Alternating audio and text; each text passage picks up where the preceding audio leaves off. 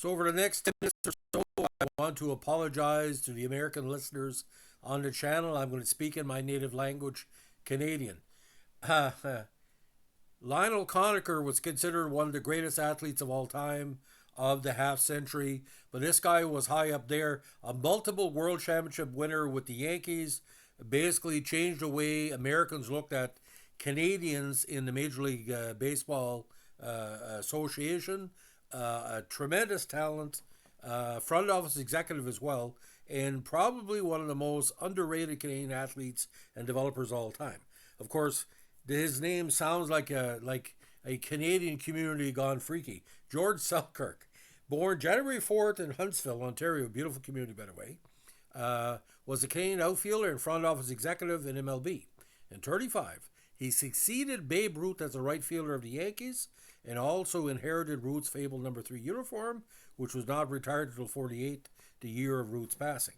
Over the next 8 seasons, taking over for the Babe, he batted over 305 times, twice drove home more than 100 RBIs, played in 5 World Championships, 36 and 39 inclusive in 41, and made the American League All-Star team in 36 and 39. He was inducted in the Canadian Baseball Hall of Fame in 83, its initial year, and was later inducted into the Ontario Sports Hall of Fame in 2005. Now, he batted left-handed and threw right-handed, 6'1", 182. His family moved to Rochester, New York when Selkirk attended Rochester Technical School, and his pro career began in 1927. During his 9 years of Major League Baseball, all with the Yankees, he appeared in 846 games, batted 290, 265 in 21 World Series contests, with 108 regular season home runs, 131 doubles, 41 triples, 810 hits, and 576 runs batted in. He recorded an on-base percentage of 40% and a slugging percentage of 483. He eventually earned the name Twinkletoes for his distinctive way of running on the balls of his feet. Now, he looked faster than what he was, but I mean, if you wanted to tell Twinkletoes to his face, he looks like Twinkletoes. Selkirk once said, "I like the nickname because what's behind it." Said it wasn't making fun of me. If anything, it would scare the opponents. Now, twice in his career, he recorded 8 RBIs in a game, both against the Philadelphia A's at Yankee Stadium, 3 years apart on August 10, 35 and August 12, 38. Now, after military service in World War II for the States in their Navy, he managed at Class A and AAA levels for the Yankees and at AAA in the farm system of the Braves. In 53, he was named the American Association Manager of the Year, having led the Toledo Sox to the league's best regular season record. Now, he later worked as a player personnel director for the KC Athletics for 2 years and led field coordinator of player development of the Orioles for 2 years, 60-62. He became the second GM in the history of the expansion Senators, now the Rangers, in the autumn of 62. Now, unfortunately, the Senators were chronically short of funds and never developed a strong farm system, forcing Selkirk to acquire players such as the great slugger Frank Howard through trades and fill out the roster with waiver price acquisitions. Nonetheless, Washington improved every year from 63 to 67, but when the team's field manager, Gil Hodges, departed for the Mets after the 67 campaign, the Senators regressed and fell back in the AL basement. The December 67 death of James M. Johnston, one of the club's 2 principal owners, forced the sale of the team in the autumn 68, and Selkirk was fired during the transition. He then returned to the Yankees as a scout. Now, Selkirk is mentioned in August Wilson's 87 Pulitzer Prize-winning play Fences. The protagonist, Troy, confident they can do better than white ball players in the majors, alludes to Selkirk and the 269 average he put up in 1940, his last year as a regular in the Yankee lineup. His successful career as a player and the respect he earned as a GM earned Selkirk again a place in the honor roll of the Canadian Baseball Hall of Fame. Selkirk died, unfortunately, at age 79 in Fort Lauderdale, Florida. Now, the various recognition through the years is quite interesting because Selkirk once said he never looked for people to look up to him. He looked up to many of his teammates, and to the moments he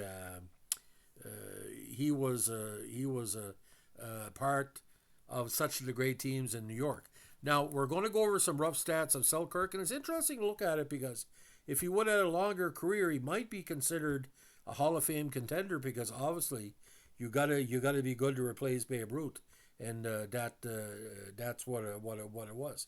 Now, according to Baseball Reference.com, a 23.4 WAR, 2,790 at bats, 108 home runs, 503 runs scored, 76 RBIs, and 49 stolen bases.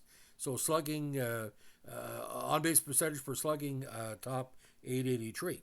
Now, 1934, his rookie season, 5 home runs, 38 RBIs, 1194 and 35, 18107 and 36, 1868 and 37, 10 and 62 and 38, 39, 21 home runs, 101 RBIs, 1971 and 1940, 625 and 41, his last campaign, 10 RBIs, and unfortunately his bat left him. He batted the first 4 seasons in Major League Baseball, 313, 312, 308, 320, 328, then 306 in 39. So career 290 batting average. Now, Selkirk was a very, very strong all-around player, and the postseason, it was quite interesting. Won 5 straight titles with the Yankees. 68 official at-bats, 18 hits for 265 average, 2 home runs, of course the big 2 in the win over the New York Giants in 36, where he almost got MVP honors, and 10 total RBIs. A very good fielder. In his career, he only made 38 errors over 9 seasons.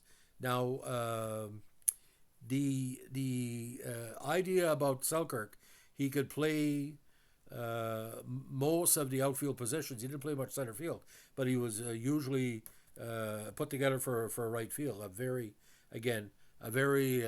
strong person, and career overall, he's 40% on base percentage in is considered is 64 all time for the career. So a tremendous man to hit the plate. Now, when he passed away, ladies and gentlemen, it was kind of a weird progression, because they referred back to the interesting 1939 season. He made it to first base 45% of the time that year. That's a very, very strong number. Now, he had 103 walks that year with 101 RBIs, and that year he scored only 103 runs. But the biggest problem is to match your base on balls to the RBIs, and this is one year he did it. He walked, ladies and gentlemen, get this, 486 times. So very good around the plate. And again, possibly a top 20 Canadian baseball player of all time, at least top 15.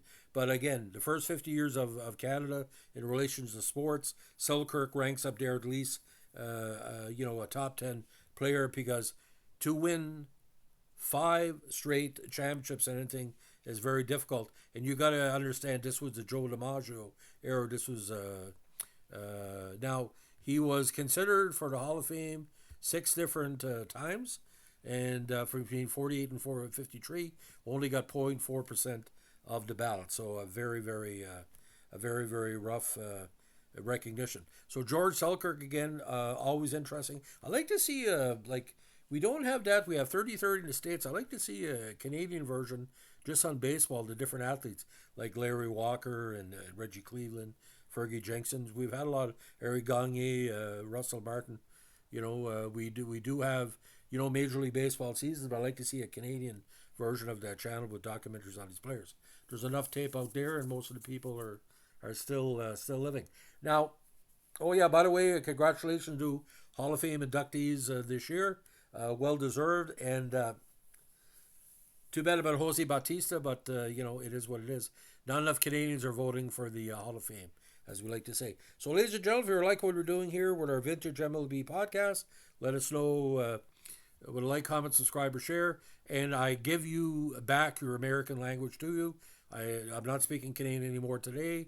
And you know what speaking Canadian is? Speaking with sense and fast. If you don't like it, well, too bad, you're American. Most Americans talk slow when they make no sense, and you know who you are.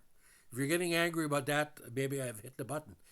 Any country that puts in a person that criticizes his opponent over the dress they're wearing.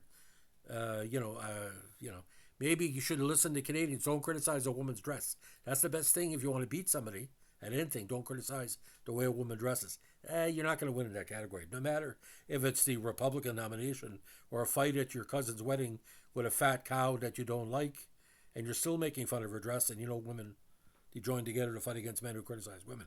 Anyway, it might be a turning point. We don't know. Thanks for listening. Bye.